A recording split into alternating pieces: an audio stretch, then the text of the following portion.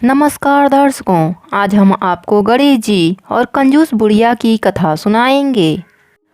बहुत समय पहले की बात है। एक गांव में एक सास बहू रहती थीं। सास बहुत कंजूस स्वभाव की थी। वह धर्म पुण्य तो बहुत करती थी, लेकिन भगवान से सेवा पूजा से ज़्यादा उसका ध्यान पैसे पर रहता था। एक बार उसने एकादशी व्रत किया। सारे परिवार और पड़ोसियों को खाने का निमंत्रण दिया। उसने सोचा कि अगर मैं ब्राह्मण भोज करा दूं तो उद्यापन भी पूरी हो जाएगी, पर अगर कोई पेटू ब्राह्मण आ गया तो उसे भोजन कराने में बहुत खर्चा हो जाएगा। उसने अपनी बहू से कहा, मुझे एक ब्राह्मण को जिमाना है। तू एक काम करो, कोई छोटा लड़का देखकर न्योता देकर आ जाओ और एक व्यक्ति की रसोई ज़्यादा बना लेना।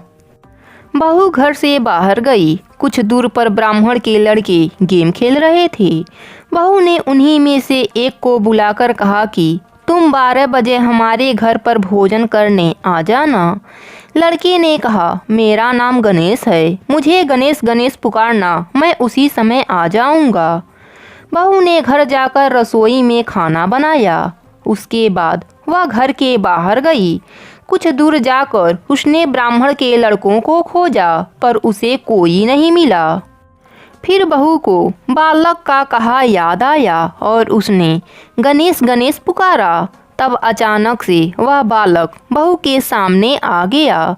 बहू उसे घर लेकर गई और कहा, ब्राह्मण देवता, आप हाथ मुंह धो लीजिए। फिर बहू ने सुंदर थाली में भोजन सजाकर उस बालक के सामने रख दिया।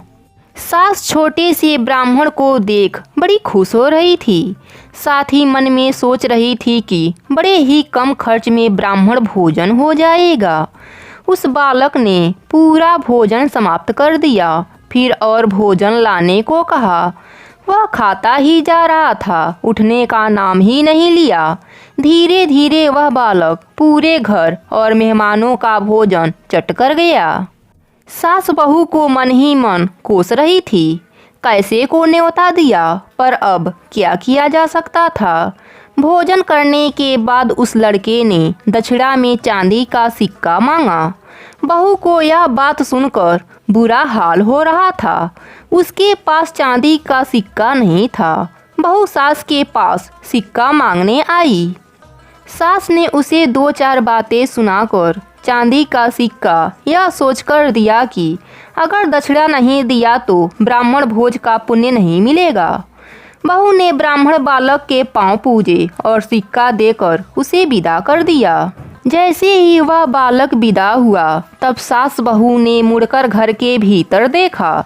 घर में खूब हीरे मोती चमक रहे थे। सास बहू दोनों धन देखकर बहुत खुश हुईं और बोलीं, गणेश जी का हम पर कृपा हुआ है। हमारे धन्य भाग्य जो हमारे घर गणेश जी भोजन करने पधारे।